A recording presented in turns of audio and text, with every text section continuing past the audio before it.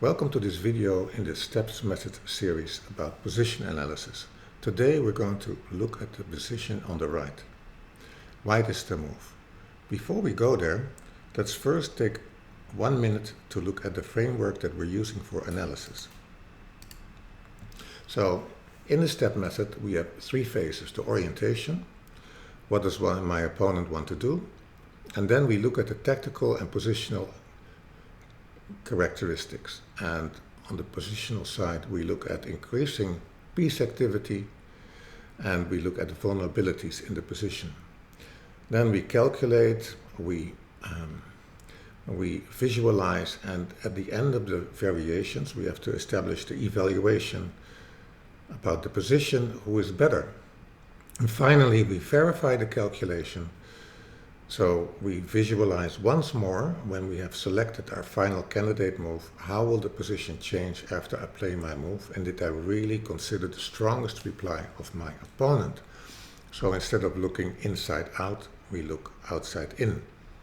And when you think about the tactical characteristics, we stay on the left side of the sheet. So we're looking at unprotected pieces, vulnerable king, pieces that have limited mobility, pinned pieces, pieces on a battery, pieces with a crucial defending task, etc. And then later, when we go to the calculation, we go to the tactical themes that go together with the tactical characteristics.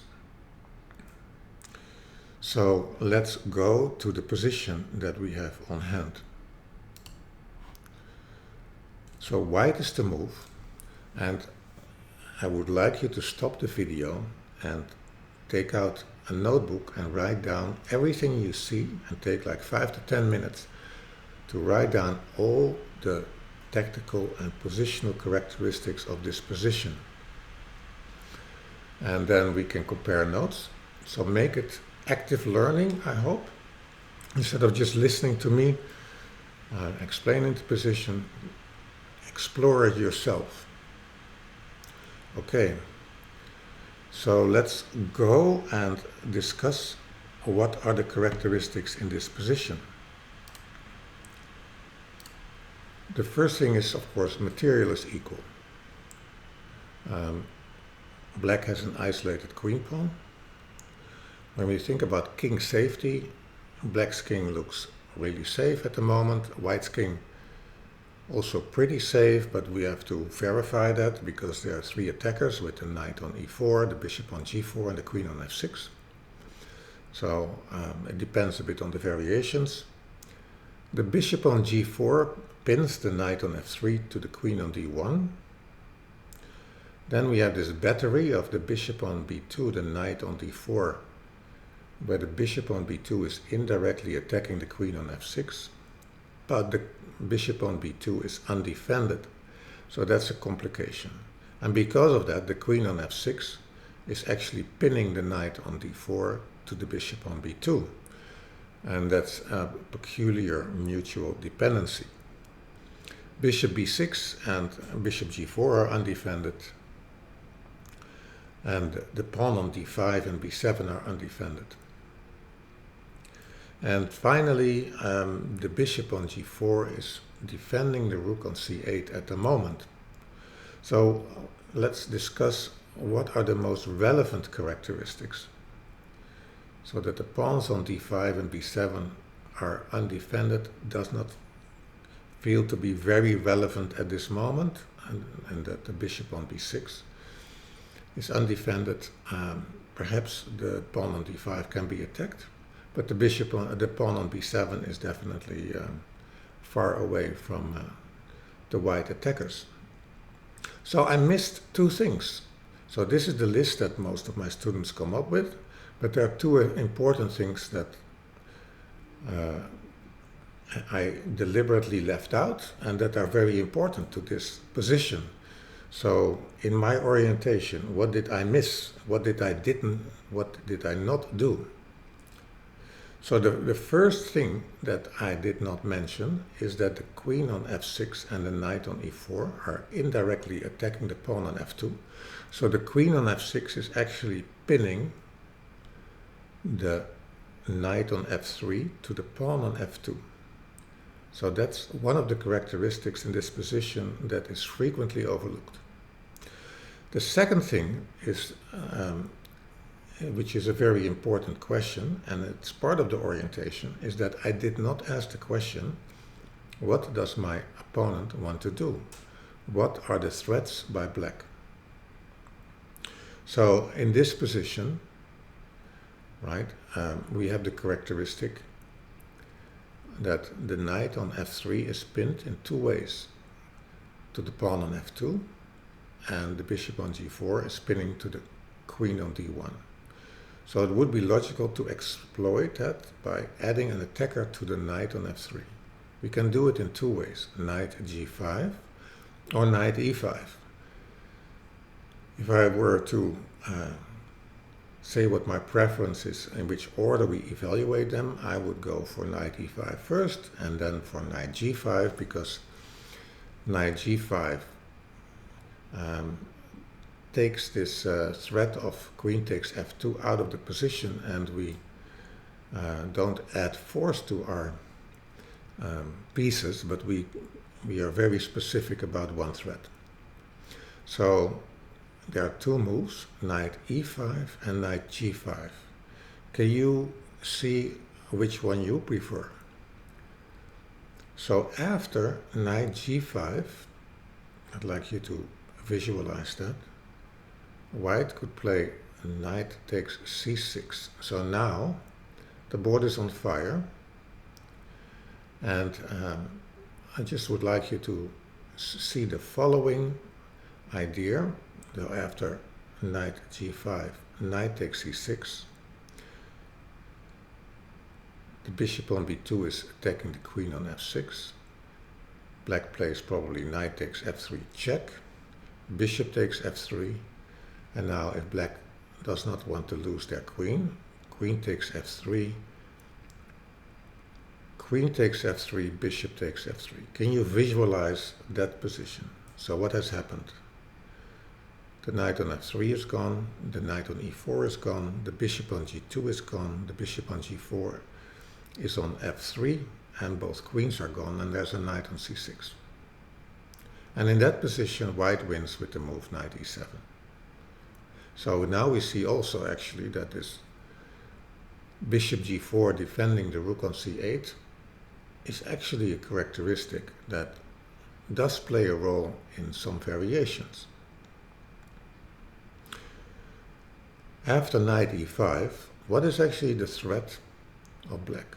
So if white would say, I'm just going to withdraw my bishop to a1, so it's no longer undefended, then black wins by eliminating the defense, capturing on d4, bishop takes g4, and if white recaptures with bishop takes d4, we could say, oh, but now the knight on e5 is pinned. So how does black win? Well, black takes with check on f3, and that check also attacks the bishop on d4, and so that is the major threat by black in this position, is to play knight e5, adding an attacker to the knight on f3, and then follow up with knight bishop takes d4, eliminating a defender, and then winning the knight on f3. That was a lot of visualization. But that concludes the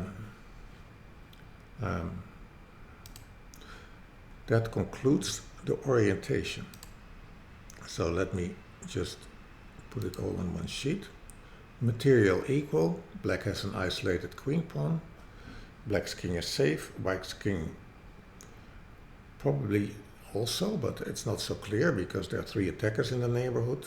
The bishop on g4, pinning the knight on f3, and then related to that, the tactical theme, attack a pinned piece. The battery, bishop on b2 to the knight on d4. The queen on f6 pins the knight on d4 to the bishop on b2. That's that strange mutual dependency. Bishop b2 undefended. The pawns on d5 and b7 undefended. Knight f3, currently 3 defenders and 2 attackers, but black has bishop takes d4, eliminating a defender. We saw that the bishop on g4 defends the rook on c8. Queen f6 pins the knight on f3 to the pawn on f2, so that is one that is often overlooked. And then the question that we have to ask ourselves, what is the threat of black? And actually the main threat of black is here knight e5, with the idea to follow up with bishop takes d4, and after bishop takes d4, knight takes f3 comes with a check. So the pin of the bishop on d4 to the queen on f6 is not important. So now we have done the orientation and we have to go to calculation. What are the candidate moves in this position? And I think for a lot of players, the first candidate move they would look at is to get out of the pin and play queen b3.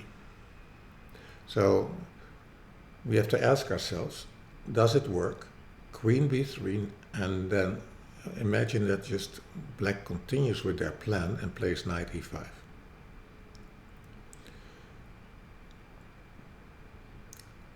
Right, so queen b3, knight e5. And now we see that one of the pins is gone, right, which was the pin of bishop g4 to the queen on d1, but the other pin of the queen on f6 to the pawn on f2 is still existing. So we're adding also, you could say, an attacker to that pin. And you could say, how scary is it if black plays queen takes f2? Can we afford to lose that pawn? Well, now black threatens mate. I hope you can see it, with knight takes g3 followed by rook h5. So queen b3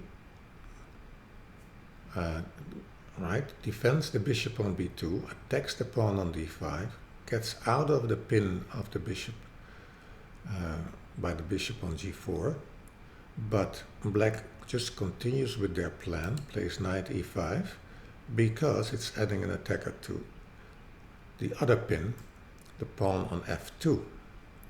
And after knight e5, queen takes f2, king h1, rook e5. Black is winning. So what to do? What are other candidate moves? Well, of course, an obvious one is to say, okay, let's play knight takes c6.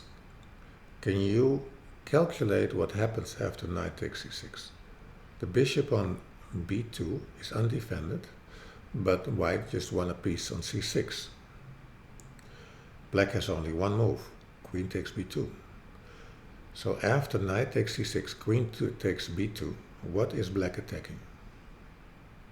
The pawn on a3, the pawn on f2, and the knight on c6. So it's attacking three things. And is there anything white can do to defend themselves? Now we know that actually the biggest threat probably is queen takes f2, and of course taking the knight. So the pawn on a3 is relatively less important. So it would be a good find for white to play rook c2. Because then we attack the queen and at the same time defend f2. What will black do after knight takes c6, queen takes b2, rook c2?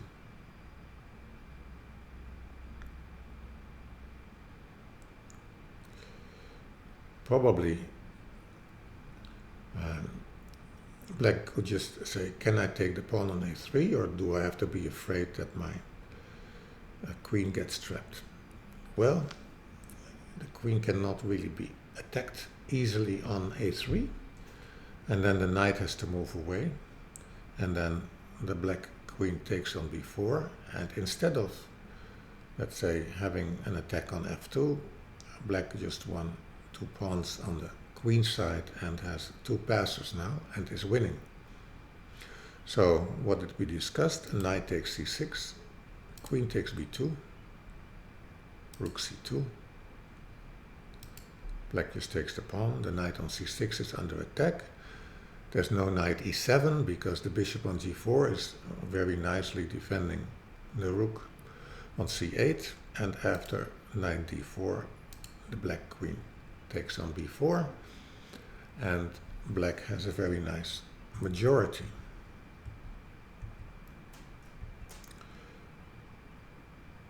And in this position, after queen takes b2,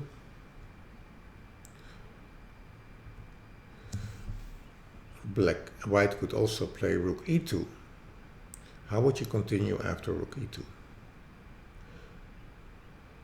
Can you find, you could say, a double attack? Of course, you could still evaluate taking on a3, but I think after rook e2, it looks very ugly, because now look at bishop g4, knight f3, the rook on e2 and the queen on d1. The queen on d1 is no longer defending the knight on f3. And really, if you look to the power balance of the knight on f3, 1 attacker, 1 defender, so it's 0. So it is as if it's an undefended piece. So we have an undefended, like a piece under attack on c6, and we have an undefended piece on f3, and we can play queen f6 with, you could say, a double attack. And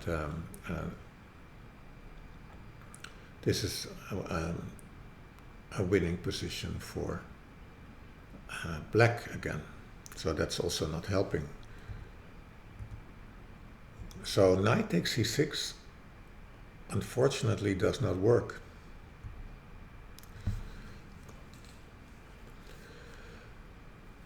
Let's go back to let's say that the bishop says, I'm just going to get out of the way and be defended, because perhaps then, right, bishop a1, I can use my discovered attack to defend myself. Well, you see knight e5, white exchanges, and now after h3, how does black win? And the real reason here is that the queen on d1 is kind of overworked. The queen on d1 is defending a1 and is defending f3. So we have again this elimination of defense. And again, like what we said before, black takes with a check. And because of this check, black wins the game. So what do we do? What is the defense against knight e5 in this position? Did you find anything better? Most players start with queen b3 and then look at knight takes c6, and if they calculate really well, they find that in both cases black is winning. So the way to play this is just to unpin themselves with h3. You can say, okay, but the bishop will just retreat, right? And now, right, now what has changed? The bishop on g4 is no longer defending c8. Okay, so that's a relevant change.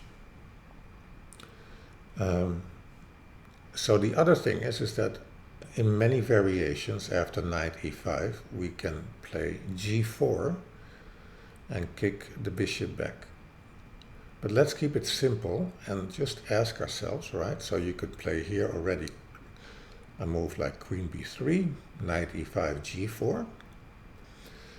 But let's keep it simple and ask ourselves, what do you think of the move g4? And I know a lot of club players say, this is very ugly because I am weakening the position in front of my king, and I'm afraid after bishop g6 there will be a future h5, and this is very weakening. But grandmasters will say we have to be concrete. So can this pawn structure of h3 g4 actually be attacked? Now the question is like, how would you continue here? So again, there are multiple good moves. You can play queen b3. Personally, I like the move here. Queen e2.